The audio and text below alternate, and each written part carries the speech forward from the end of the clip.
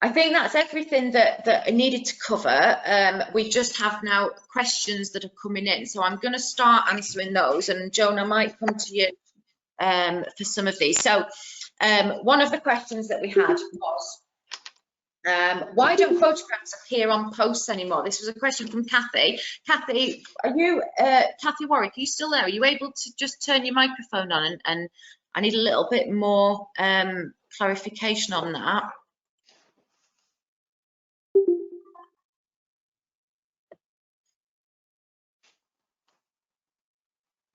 Do we know if Kathy's there, anybody? I can't see her on the list, I'm afraid. Yeah, I'm sure it just popped up and said she'd gone, actually. Okay, I don't know what she means by the photos aren't appearing on the posts, but we have done uploading them. So the photos should appear. You can put them as your featured image, or you can have them within your blog post in exactly the same way that you used to be able to do. If it's a specific, and you can resize them. Kathy's question had some issues about resizing them, so you can resize them absolutely and put them within your blog post. If anybody is having issues with images, as I say, there will be a video about it, but if it's a specific image you're having, please email HQ and we'll do our best to answer that. Another one was, and this is one that we've had quite a few times actually, quite a few people are asking us, how do you know how many people have visited your website? This actually, I think I probably will do a video about this, because as I say, it is one that a lot of people have asked me about. We are centrally, as Sigby, monitoring through Google Analytics who is accessing the website, and that's the website as a whole and the club subsites. So we're checking who's accessing them, how many people are using them, how they're using them, so how long are they staying on pages, what further pages are they then looking at, all of that stuff. We are monitoring that centrally because it's not possible to have, 160 odd, which is how many website users we've got, having access to the Google Analytics. So it does need to be done centrally. There was a point in time as well where people were allowed to add an additional Google Analytics code onto their own club subsection of the website. We don't think that's a good idea at the moment, because it can, if there's two Google Analytics codes running on one website, which is essentially what we would be having, they can start to conflict with each other. And also you would only get information about who is on your specific bit of the website. You wouldn't get any information about whether or not you're losing people through to the main Sigby website and all the rest of it. But just to clarify that I know that there have been concerns by people who feel that visitors might leave their club section onto the main Sigby website. We are monitoring that, and we will keep our eye on it. And if the data suggests that there are issues, we will absolutely act on that, and we will take that back to the web designers, and we will ask is there things that we need to do, things that we need to change. So in terms of Sigby as a whole, we are now, we've never done this before in terms of actively monitoring, but we are now monitoring that. If you want to do that yourself, there are some, I know I have in the past suggested SEMrush to people, but it does turn out you have to have a paid account if you want to do subdomains on SEMrush. But there are a couple of other free software packages that are similar to Google Analytics. But what I'm doing at the moment is working my way through them. I found about 9 that look quite good. Some of them are paid, but are small. Some of them are free. But I'm working my way through them, because all the ones that we use for our business require, obviously, paid account. You have to sign up and pay for it. And I recognise that is not feasible for most clubs. So I'm looking into which are the best ones to use that are free and that are practical and that aren't overly complicated, basically. So I will get back to everybody about that. Can I dip in and answer a couple of questions, Rachel? Yeah, absolutely, yeah. Give you a moment to catch your breath. And I've gone back to the beginning of the list, so I'm sort of working down from the top again now. SJK Milton Keynes, can I check if I change the name on the contact details and the email address, it will not affect my login access? It won't affect your login access. The contact email is where any official emails will come to, and if you've changed the email address on the contact us form, then the contact us enquiries will go to whatever email address you've put on there, but the actual login to the website is usually a name, which might be your name or the club name, plus a password, so it's not directly linked to the email address. Quite a few asking about the password protection issue. Jane had said that the strength of the password depends on what you're trying to achieve. You don't really need to do it if it's not very much. I can't agree with that. If you're going to actually have something behind a door in the current climate, with the amount of really serious, nasty hacking that's going on, if you've got a password on there, don't make it easy for the bad guys to piddle around and try and break your site. Make it as strong as you can. That's obviously, it's a personal view, and that is my personal view from my previous experience. But the website has, for those who aren't aware, the website has been under serious threat by hackers recently. The reason it's been going faster and slower, and there's been periods where it's not been as good, and it's because it's been under serious threat from hackers, and that's why they've tightened all the security up on it to make sure that, you know, all of our personal data is secure. So Joan's right. If you've got a justification for using a password in the first place, I would, you know, use a proper one. Otherwise, don't bother.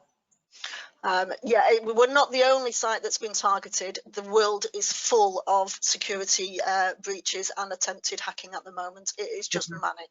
So, you know, please take care, both with anything you do on a Sir Optimist level and also in your personal arrangements from a side view. AJ Ball, the banner at the top of my SI Swansea is dull. How can I brighten it up? The banner images, which I did demonstrate was it last week or the week before, I can't remember. It is designed to be dimmed out, otherwise it just sort of detracts from the page. But the opinion as to whether or not it is dull, if you look at that same page on 4 different screens, on 4 different devices, or 2 screens attached to the same device, you will get 4 completely different views. It is entirely down to the device that you're using to look at. So they are what they are, I'm afraid, on that one. Another question from Kathy, who I don't think has popped back yet, but around the calendar. Now, that's not to do with the club sites, but that used to be on the main, it was on the members area, I think, of the Sir Optimist site. My personal recollection is that it wasn't actually being populated, and that's why it wasn't brought across. It wasn't, and the other thing was that it's the updating of it. You know, Sally and the people in the office have kind of quite a lot of tasks to do at the minute. So keeping a calendar populated, it was a joint decision that it was just an extra thing for them to do, and they weren't doing it, so it wasn't overly useful. They weren't keeping it properly up to date, so it wasn't overly useful. But what we are doing at the moment, and this is part of the PR and marketing group, is that we are working on a content calendar, and it is very nearly done. And if you watch the tutorial video about what should I blog about, and when I talk about the content calendar and how to use it, but the content calendar has all of the dates in it that SIGBY is going to mark. So it has all the UN days that we've agreed that SIGBY as an organisation is going to mark, but it also has additional days in that clubs might find useful. And if you go to the where was it, the page I was just on, and watch the website tutorial video about, let me see if I can find it for you and then I can show you. So it's resources, marketing resources, again back to website. And you can actually download a blank, so the content calendar that SIGBY will be working to will be up once we've finalised it. We're just in the final stages of finalising it, but you can actually download a blank version of this as well for you to utilise for your own club, and this can be used to schedule social media days, blogs around it, all that sort of thing. So it is quite a handy thing. So if you're looking for a calendar, it's not in the same place or the same format as it was, but we are trying to get that information up there essentially to you. So website tutorials, it's the one on, where what should you be blogging about, and it's here. So what should you be blogging about? You can watch the video. It is, I admit, it is a little bit long. I do go on for a little bit, which is what I do. But there you can download the content calendar, and you can get, as I say, a blank version of it, which you can then fill in for your club to pick which days you would like to mark as a club, and see which days SIGB is marking as well. So you can see there, it's got all the different ones in it. And as I say, the one that SIGB's filled in will be available soon. So hope that helps. Okay. Just a slight aside, both on my security sort of, you know, obsession, but linking back to something that was covered or raised in the chats last week, was about publishing PowerPoints and Word documents, etc., to the website rather than PDFs. In the new guide, there's a detailed instruction as to why that's not a good idea. Again, it's a security thing, but it's also a usability and an integrity of the information you're trying to present thing. But one of the questions raised last time was you wanted somebody wanted to be able to publish a PowerPoint so that it would play and include a video that's inside the PowerPoint. I've actually done another video which I don't think has arrived on the website yet, but will be there shortly. A short video on how to convert a PowerPoint presentation, including, if you want, a video within the PowerPoint presentation, and make the whole thing into a video which you can then upload like any other item of which would be putting videos on YouTube. So there's a reference to that in the guide, and there will be a detailed video going up shortly. But getting back to today's questions, I think I'm up to Sharon Maxted. Is it possible for you to change a post to a page?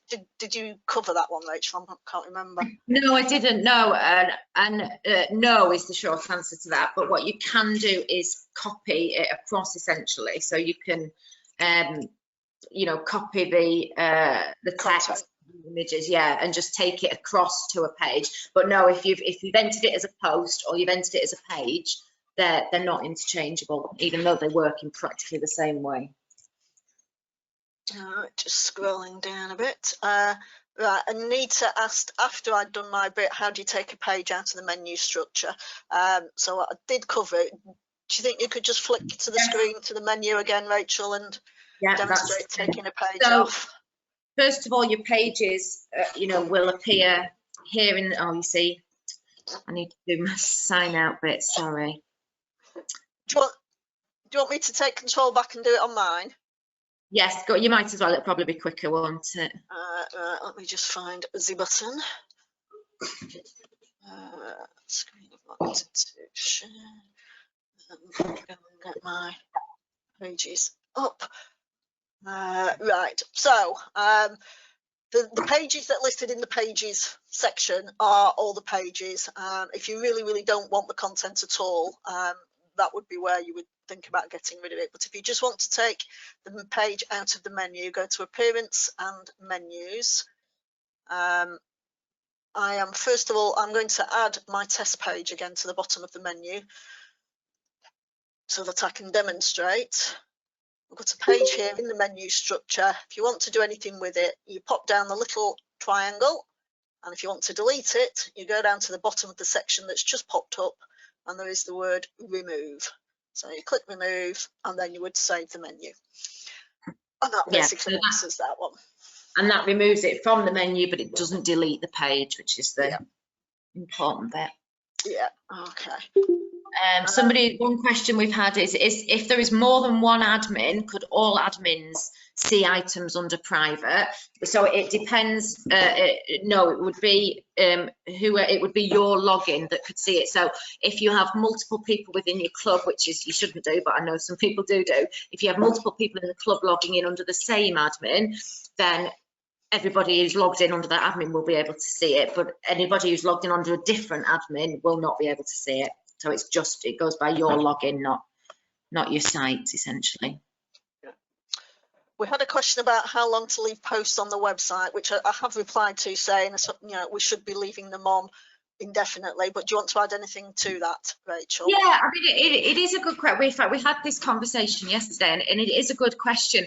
People do worry about content that goes out of date on a website. Now, for our Grow Traffic website, my business's website, we've had the same website for 14 years. So we've got posts on there that go back that long.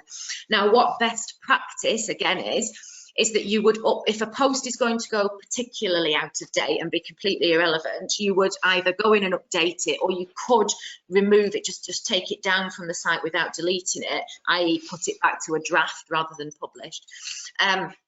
But with blog posts, so blog posts are slightly different than pages anyway. So with a page, you know, obviously if you've got a page of content on your website and that's gone out of date, then you need to update it because that is continuous.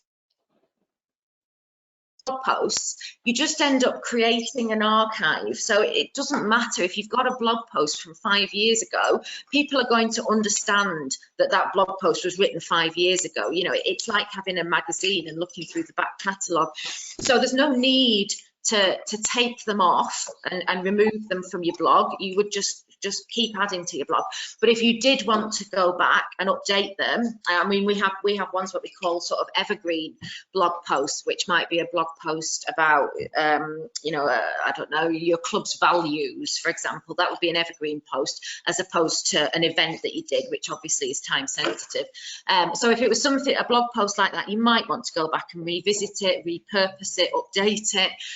But again, if you didn't, it would be absolutely fine, because what you could do is just write a new blog post and say, you know, 5 years ago I wrote this blog post about our core values, and I thought it was time to revisit it, and so now I'm going to write about it now. So yeah, there really is, there's no such thing as blog posts going out of date. That just keep them piling up, keep them collecting. Right. Sorry, I've just scrolled back down to the bottom. I'll go back up to there.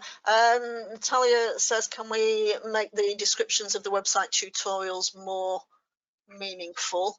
I thought we'd done not too bad on that, but let's just have a quick look.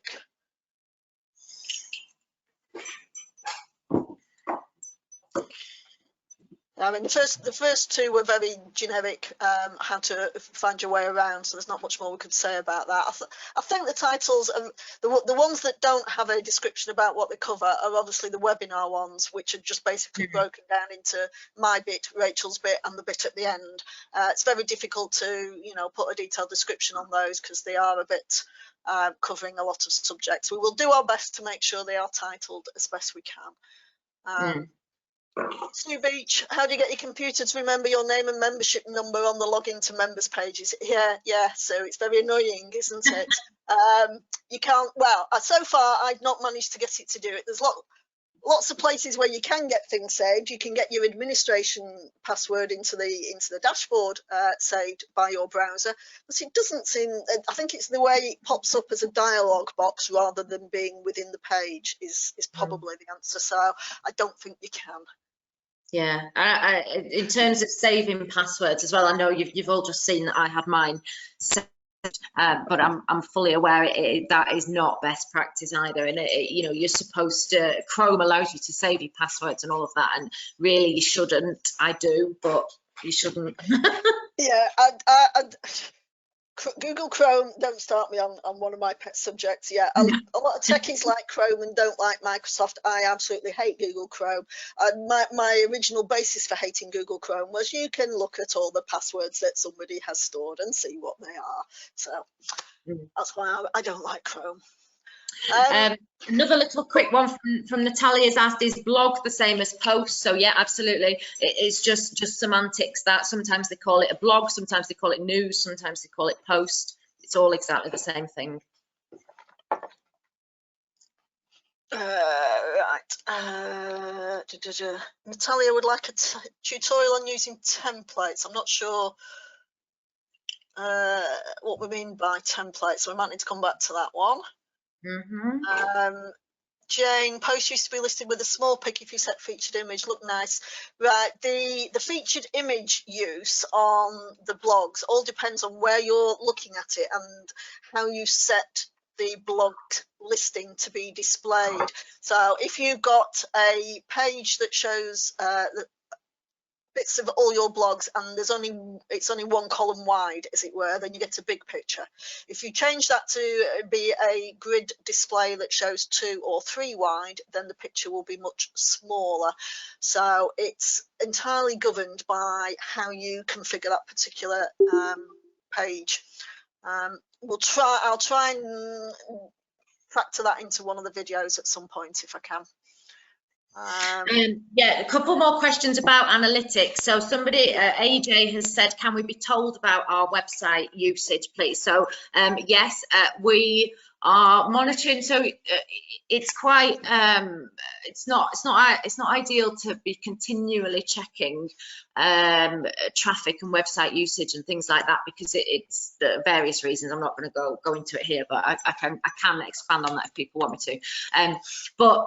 So what we do is we measure analytics in 3-month bundles, and so we are actually having a meeting at the end of this month where we will take stock. We took a baseline, a snapshot just before the new website went up, so we will be looking at it at 2 to 3 month intervals. But if you specifically want your club's information, then absolutely, if you email HQ and ask, we'll be able to give you a snapshot of where it's at intervals. And also, I presume, we haven't discussed this, but I presume the report that I do on the analytics as a whole will be sent out or made available to everybody in some directions. Jane said that the club analytics used to work without affecting the main Sigby site. It is, I mean, it might have done. I'm not disputing at all that it did. If you still have the Google Analytics codes have transferred over, so if you still have access to your club's Google Analytics, then you will still be able to access that. I have never known 2 analytics codes run all that successfully on the same website, but it might be all right, it might be glitchy, but it would be interesting if you do have access to your own Google Analytics. It would be interesting to see that, if you could send me, because I'd like to be able to compare the data that we're getting from each analytics code, and then we can at least monitor how successfully the tracking codes are running concurrently. Another question from Jane, or comment, that visited the Sigby website by mistake from the club website, found it really hard to get back. We have discussed the navigation issues around that, but a very brief one. If you're on your club website, or anybody is on a club website, accidentally clicks the wrong home button and finds himself back on the main Sigby site, there is always the back button in the browser. And even if you've gone a couple of pages, if you right click the back button instead of left click, you can choose exactly where you want to get back to. So it is literally one click away to get back to the club website without having to sort of go and search for it. As Joe mentioned there, though, you know, we are active, and this is part of the role that Google Analytics is playing. We are actively monitoring how people navigate the website, and people have raised concerns about this, about people finding their way onto the main Sigby site and not being able to get back. We are taking all of these very seriously. I think the thing is that, you know, the website has cost an awful lot of money, and we have to let it bed in as well whilst we figure out how it's working and how people are using it. And so we're gathering the data, and if the data suggests that there is an issue we are losing visitors, we're losing traffic, you know, it's leaking from various pages, absolutely we will do something about it, but we need the data there to back that up. So if you have a concern, bring it through, because we are listening. We just won't act on it immediately, but we will look at it and we will monitor it, and then we will gather the data to say either that is supported and happening or it's not. Yeah, we've probably suffered from a really unfortunate timing in the go live, in that it's at this pandemic time where all the cyber activity is taking place. It might have been a lot easier to manage and monitor these things if it hadn't been at such a critical time. But we can't go making changes until A, we know that it's needed, and B, everything's settled down. Yeah. There's a note from Natalia that says the Fawcett Society has some upcoming webinars on digital defence. If of interest, that does sound interesting. I'll go and have a look at that one, Natalia. Let's see. Angela's clarified. AJ has clarified Angela, so thank you, Angela. Yeah. Okay. Ladies, I am going to call a halt. I know that your desire will be to go right down the whole lot and answer the question. but I am actually going to call a halt, both to protect your time, and also I'm sure there's lots of people on the webinar who have got other commitments, but my thanks to both of you as ever. Not only are you hosting these, but you're doing the webinars, you're doing the best practice, you're still an active part of the website working party, and we're still working with Full Media, who've also been on the webinar as well.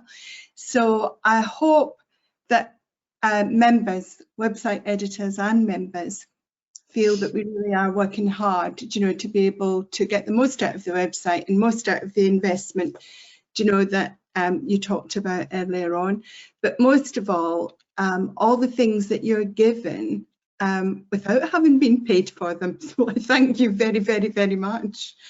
So you're going to have a break for a week.